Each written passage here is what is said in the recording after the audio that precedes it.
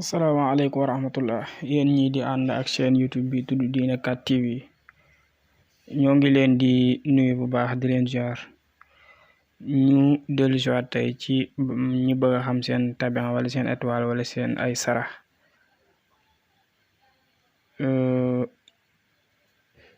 ñu tànn rek tey ñetti tur yem ci incha allah bu soobee yàlla muy Cheikh Fall ak Fatou Seck ak Daouda Sarr ñett yooyu rek li ñuy jël dem soob na yàlla incha allah bu ko defee ñu wax ku ci nekk lan mooy ay saraxam ak lan mooy tabian yi rek incha allah bu soobee yàlla suñ borom ak lu jëm ci étoile bi waxtu bu muy taxaw kon bu ko defee ñu xam ne tabian bi moom bu ñu njëkkee jël Cheikh Fall incha allah Cheikh tabian bi mu amee dafa nekk maa yu maanaam ndox bu ko defee étoile bi nag nekk marix mu bàyyi ko xel incha allah bu ko defee nag saraxam yi daal dafay varier entre soow ak suukar ak xorom ak diwlin ak guro aussi wala lu mel ni pom loolu lépp ci ay xeetu saraxam la bokk mën na cee góorgóorlu incha allah moom Cheikh bu ko defee yàlla mën na ko defal sutura ak teraanga jàmm bu ko defee nag étoile am bi dimanche 1h lay génn benn yoon boobu lay génn altine 10h lay génn donc bu demee dafay dellu si waat 17h bu ko defee talaata nag moom 7h la étoile am boobu di génn bu demee dafay dellu si waat 14h àllarba nag moom dafay génn incha allah ndem soob na borom bi subhanahu wa taala 11h bu demee dafay dellu si 18h bu dee nag alxames étoile boobu dafay génn 8h bàyyi ko xel bu demee dafay dellu si incha allahu taala 3h bu dee nag vendredi la dafay génn incha allah midi benn yoon boobu lay génn bu dee samedi étoile bi dafay génn 9h donc bu demee dafay dellu si waat que 16h te mooy 4h ci ngoon kon fa tabarakallah mu bàyyi ko xel incha allah te góorgóorlu ci bu ko defee mu xam ne daal su fekkee mën na daal wa alxaytu alayka mahabbata minni mu bind ko 400 fois 400 fois mooy ñeenti téeméer di ko jëfandikoo ak xorom lool daal baax na lool ci moom nga di ci teg Daouda Sarr incha allah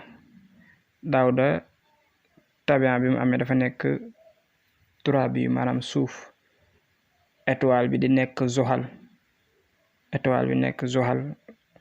mu bàyyi ko xel bu ko defee saraxam yi nag nekk ceeb wala mboq wala dugub wala ñebbe loolu moo nekk ay saraxam moom Daouda bu ko defee nag étoile am boobu moom Daouda Sarr dimanche dafay génn 11h bu demee dafay dellu si 18h altine nag moom dafay génn 8h bu demee dafay dellu si 15h talaata nag moom dafay génn midi benn yoon boobu lay génn altine nag moom dafay génn 9h bu demee dafay dellu si 16h te mooy 4h alxames nag moom dafay génn ndem soob na yàlla borom bi subhanahu wa taala bu dee nag alxames bi bu soobee yàlla suñ borom incha allahu taala dafay génn 1h benn yoon boobu lay génn mu bàyyi xel bu dee nag aljuma dafay génn incha allah 10h bu demee dafay dellu si 17h samedi nag moom 7h lay génn bu demee dafay dellu si 14h kon fa tabarakallah ñu xamee ko noonu bu ko defee nag moom bokk na ci li nga xam ne daal mën na ko jël di ko jëfandikoo mooy suratu maanaam waaqia ida waqaatil waaqia layda li waqaatiha wala ba mu jeex daal mu di ko bind ñetti yoon di koy faral di jëfandikoo ak parfum bu amul alcool incha allahu taala bu soobee yàlla nombre de jours yi 7 baax na 9 baax na bu ko defee ñu topp ci ki nga xam ne boobu lañuy daadale muy Fatou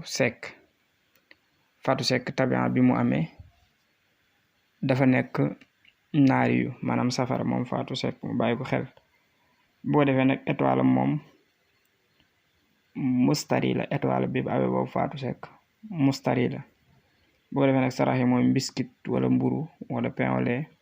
wala laax wala ceebu yàpp loolu lépp ci ay saraxam la bokk moom Fatou wala sondel fa tabarakallah mu bàyyi ko xel te góorgóorlu ci boo defee nag étoile am boobu moom Fatou Seck étoile am boobu di mustari dimanche dafay génn incha allah ndem soob na borom bi dimanche dafay génn midi benn yoon boobu lay génn altine dafay génn incha allahu taala ndem soob na yàlla suñu borom 9h bu demee dafay dellu si 4h talaata nag moom dafay génn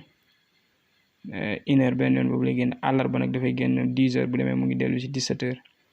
alxames nag 7h lay génn donc bu demee dafay dellu si ndem soob na borom bi 2h mu bàyyi ko xel aljuma nag moom dafay génn midi safra dafay génn 11h aljuma bu demee dafay dellu si 17h mu bàyyi ko xel bu dee nag samedi moom étoile am moom Fatou Seck dafay génn 8h donc bu demee dafay génn si dafay dellu si 3h loolu mooy bisub samedi bi kon nag moom Fatou bokk na ci daal li nga xam ne war na koo mën di jëfandikoo mooy tabat yada bu ñu bind limub 313 fois di ko boole ak xay di ko sango lool moom baax na ci moom kon ñu yem foofu rek incha allah ba beneen yoon ci kanam bu ci leneen xajee ci lu mel ni ñi bëgg a liir alxuraan incha allah dinañ fexe xale yi defal leen ko wala ñu def ko rek incha allah bu soobee yàlla ci kanam yal na yàlla def jàmm ak salaam jërë ngeen jëf.